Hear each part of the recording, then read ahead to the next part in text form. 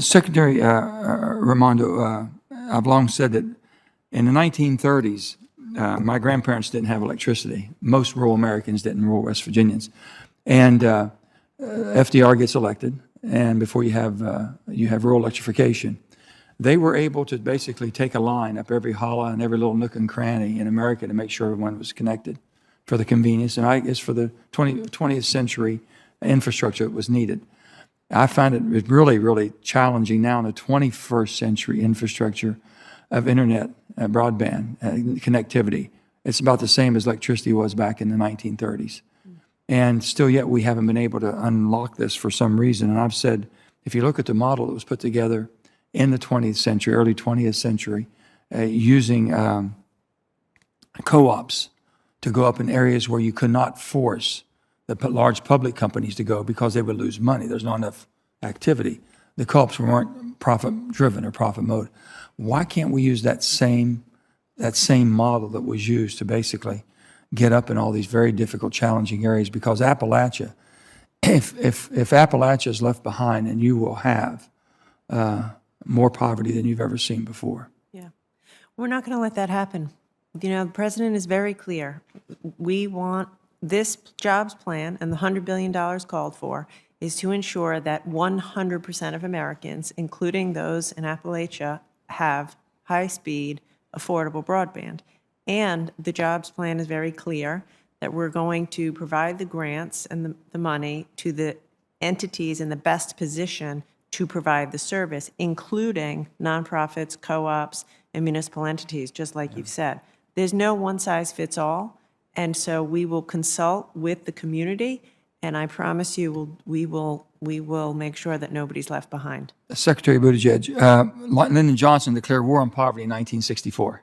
The war in 1964. Appalachia was isolated from much of the country, and if it wasn't for 1960 election where John Kennedy campaigned in West Virginia and made that basically his mantra to bring in interstates. We weren't going to get interstates in Appalachia. We wouldn't have had anything, and he made that happen. But I will say this. The system is 90% complete, which is the Appalachian Development Highway System. That was to build 3,090 miles of roads. It's 90% complete. This last 284 miles is the toughest of all. And it's not supposed to be done until 2040. And we've got parts that are isolated getting further behind because of the transition from the coal communities. So I'm hoping that President made it very clear, President Biden, he wants to make sure that we leave nobody behind. Those are areas that we'd like to bring to your attention that need to be accelerated. If not, it will not get done for the next 20 years. So I don't know if you've been brought up to speed on ARC or Appalachian Highway corridors and all that. I appreciate you raising that. Have had one great interaction with the ARC, and we'll certainly take that back and learn more about the progress of that effort. My finals to all of you, whoever wants to answer it. If you all proven track record, all of you got confirmed with really good bipartisan vote, which is a tremendous feat in today's toxic atmosphere. So I want to congratulate each and every one of you.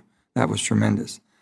So yesterday on the floor of the Senate, Leader Chuck Schumer, Majority Leader, said, we're seeing that when the Senate is given the opportunity to work, the Senate can work.